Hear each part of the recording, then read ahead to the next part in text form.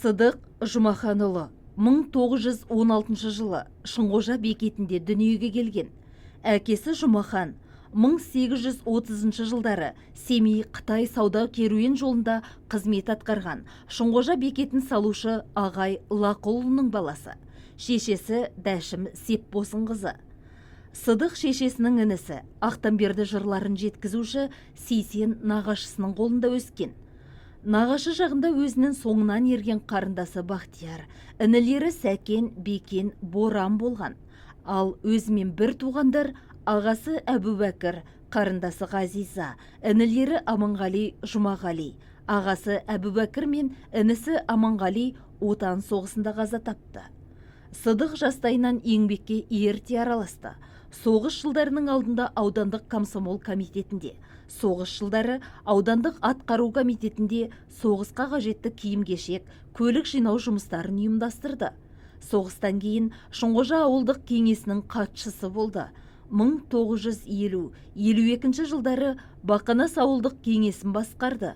1952 жылдары туған ауылы Шыңғожаға келіп, совхоздың әр саласында қызметте болып, зейнеткерлікке шықты. 82 жасқа келген шағында дүниеден озды.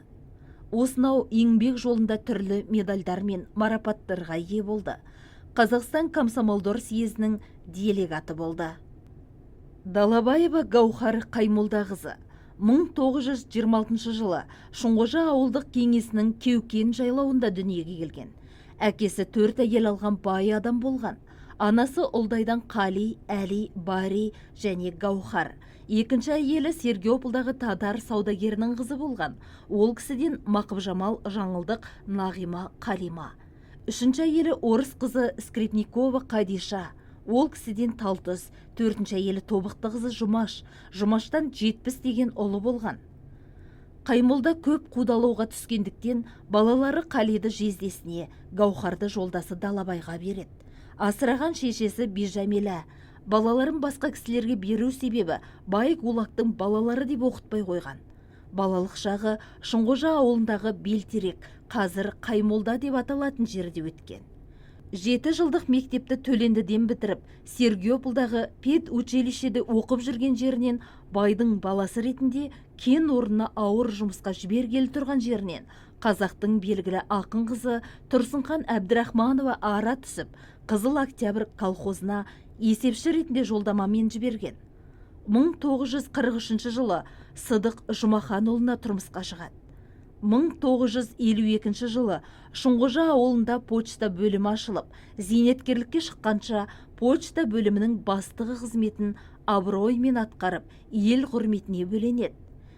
Әсіресе 1962 жылдары Қытайдан келген көптеген отбасылар бір-бірінен ажырап қалып жатты. Соларды қайта табыстыру жолында елеулі еңбек сіңірді. 14 жасынан тылдағы еңбекке араласты. Осы жылдардағы жемісті еңбектері бағаланып, ерен еңбек үшін медалімен, республикалық және облыстық дәрежедегі мақтау қағазымен марапатталды. Ел арасында ақындығымен де ерекшеленген. Ауылының ұйтқысы бола білген Гаухар, жұбайы Сыдық екеуі 10 бала тәрбиелеп өсірген өнегелі жанұя болды. Барлық балалары жоғары және арнаулы орта білім алды. Үлкен қызы Нәзила Қарағандының Шет ауданында мұғалім болса, ұлдары ауылда әр түрлі салада қызмет етті. Қызы Ардақ Алматыдағы ғылым академиясында химия ғылымының кандидаты. Анар Астанадағы Гумилев атындағы Еуразия университетінің механика-математика факультетінде аға оқытушы.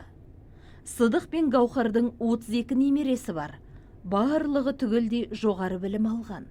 Олар Қазақстанның әр саласында қызмет атқарып жатқан өнегелі ұрпақтар. Сыдық пен Гаухар туған жері Шыңғожа Батыр ауылында жерленген. Жандарыңыз жәннатта болсын, ардақты әке, аяулы ана. Тәңірден сұрағаным, елжіреп жұбанарым, бақытым балаларым, қызықтап қуанарым, байлығым балаларым, бар болсын саналарым. жазып жүріңдерші суымай араларым, айтатын аманатым шықпасын жаманатым. Жүректе жүрсін нәргіз тәубемен қанағатың, жайнасын тірліктерің көңілді гүлетпегін. Бағасыз байлық тасу жарасы бірліктерің.